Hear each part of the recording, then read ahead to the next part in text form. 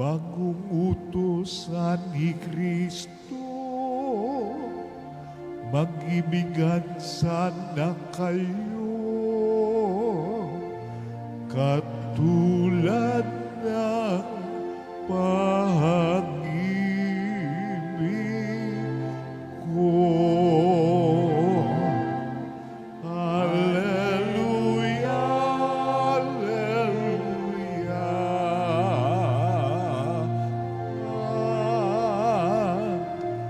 Alleluia, alleluia.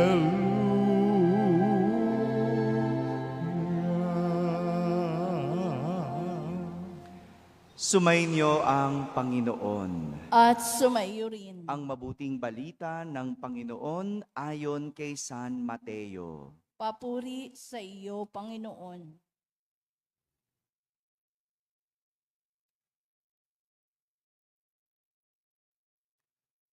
Noong panahong iyon, sinabi ni Jesus sa kanyang mga alagad, "Narinig na ninyong sinabi, ibigin mo ang iyong kaibigan at kapuotan mo ang iyong kaaway.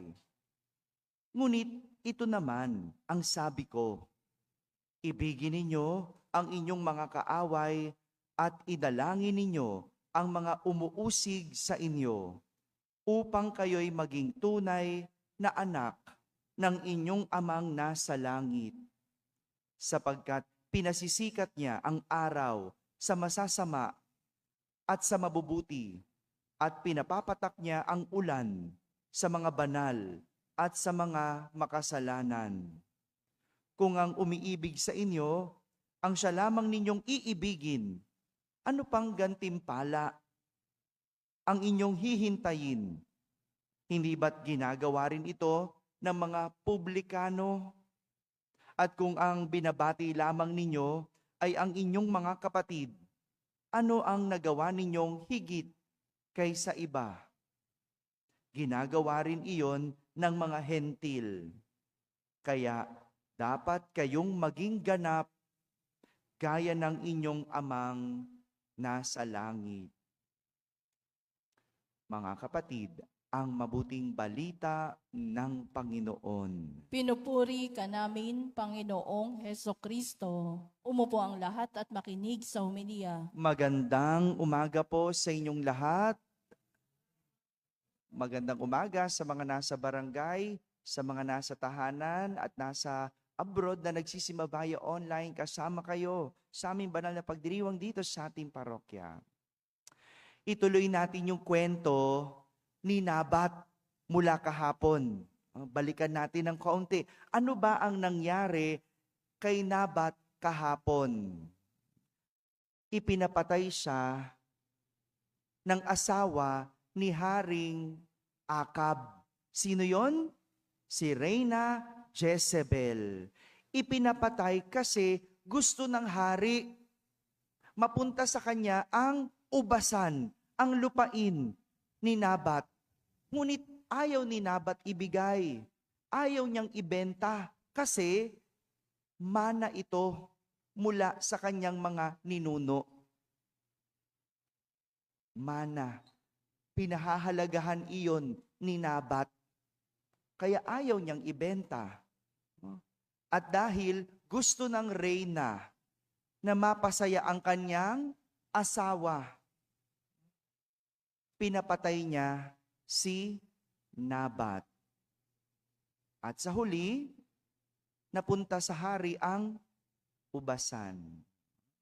Ituloy natin ang kwento. Ngayon naman, nakita ng Panginoon ang labis na kasamaan na ginawa ng mag-asawa.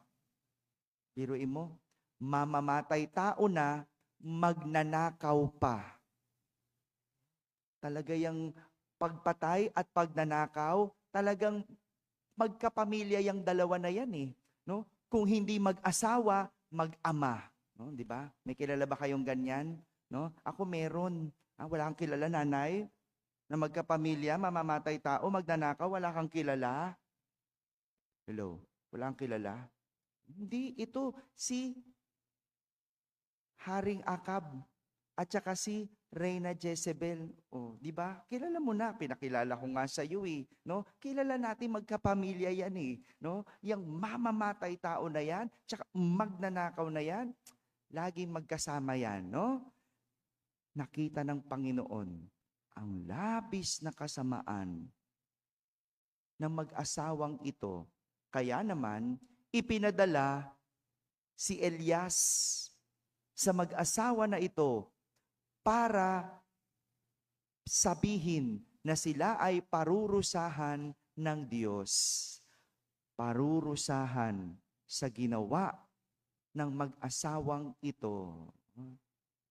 Sadya naman, hindi tayo makakatakas sa Diyos.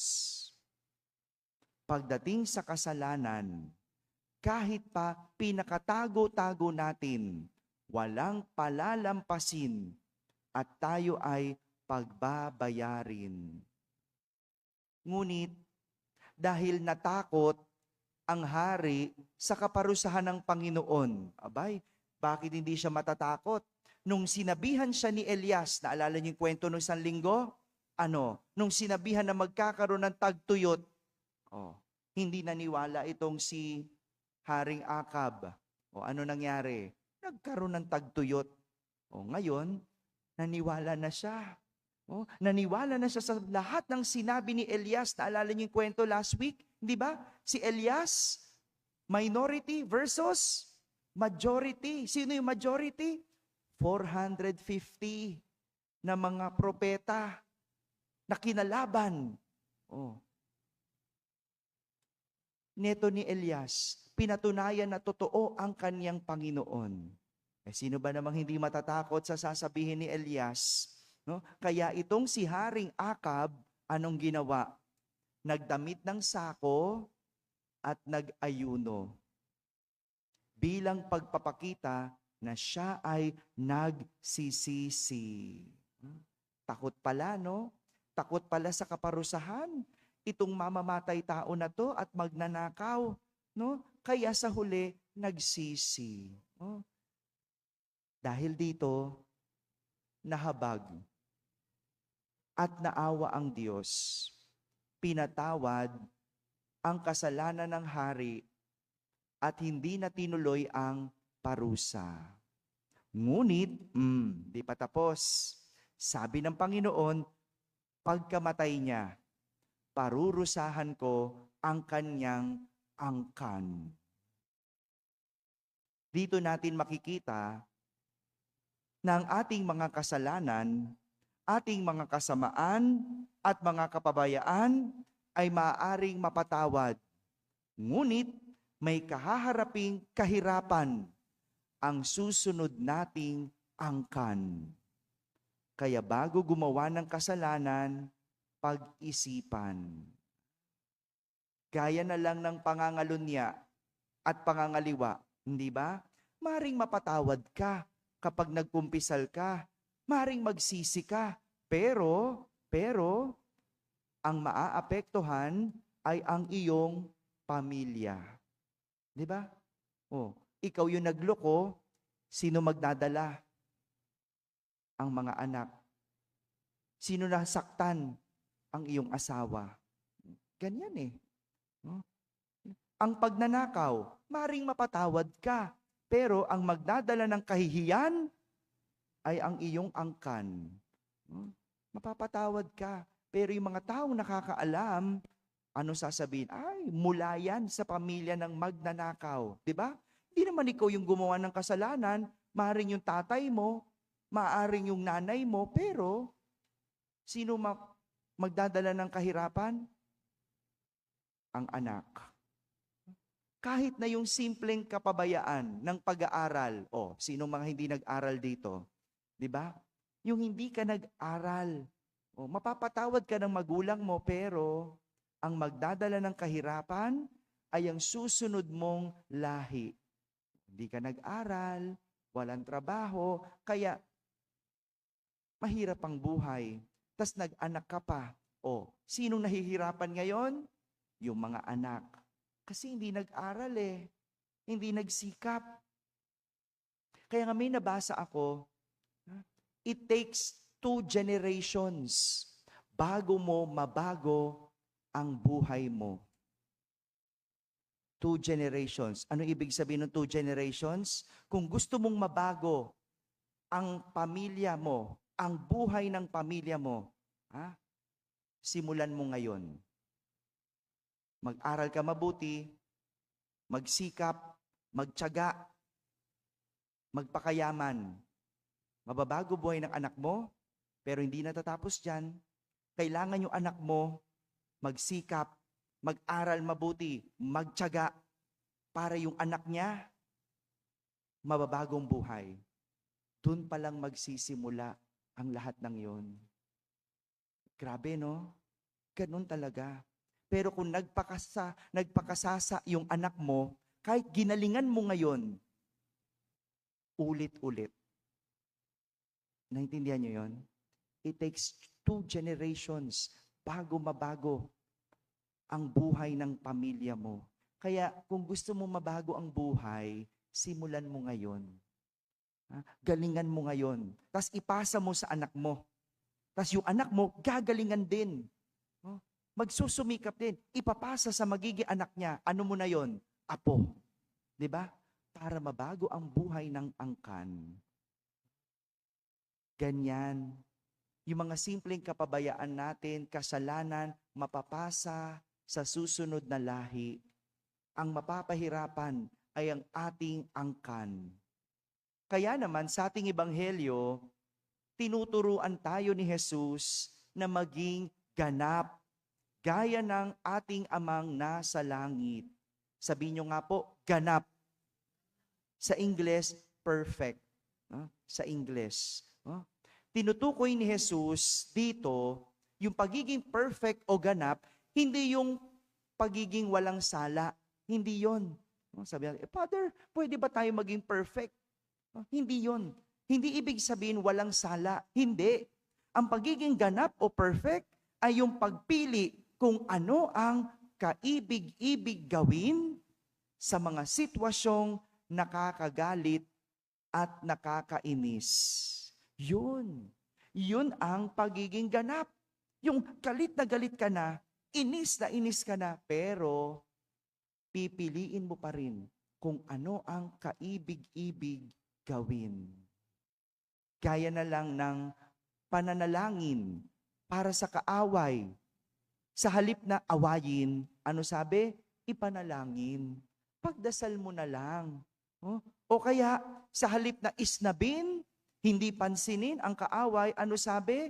Batiin. Batiin mo na lang. Kaya na lang sana neto ni Haring Akab. Nung siya'y nagdamdam, nung inis na inis siya, hindi niya nakuha ang lupa, ang ubasan. Ano yung kaibig-ibig na sanang gawin? Diba? Yung intayin mo na lang. No? Malay mo, mahilot mo rin. No? O kaya, edi makitanim ka na lang. Diba? Kasi gusto lang naman niya mapa sa kanya, kasi gusto niyang gawing gulayan. Yung ubasan. No? Ang babaw, no? Minsan ganyan din naman tayo, ang bababaw ng galit natin, ang bababaw ng inis natin, no? Nagalit sa kapirasong ulam, no? Hindi lang natirahan, no? Nagalit sa kapirasong di ba? Kaprasong pera, nag-away, no? Yung mga anlilit na bagay, no? Yung pagiging ganap, piliin mo kung ano ang kaibig-ibig gawin. No? Kaya nga yung pagpapakabuti natin, hindi lang tayo ang nabibiyayaan, kundi sa huli, maging ang iyong pamilya at angkan. Hanggang sa kanila, sila'y makikinabang. Yung pagtitiis mo ngayon, pagtsatsaga mo ngayon, pagsisikap mo ngayon, pag-iipon mo, hindi lang ikaw ang makikinabang. Yung magiging anak mo, at yung magiging anak ng anak mo, at yung anak ng anak ng anak mo, at hanggang sa huli. Katulad na lang ng minana na lupa ni Nabat, di ba? Kanino galing yon? Sa mga ninuno niya. Nagpakahirap sila, nagtiyaga, nag-ipon para magkaroon ng ganong lupain. Kaya merong napakinabangan si Nabat. Kaya nga siguro, ganun na lang ang kanyang pagpapahalaga. Kaya ayaw niya itong ibenta. Tapos, kukunin lang sa kanya. At ang malungkot, pinapatay pa siya.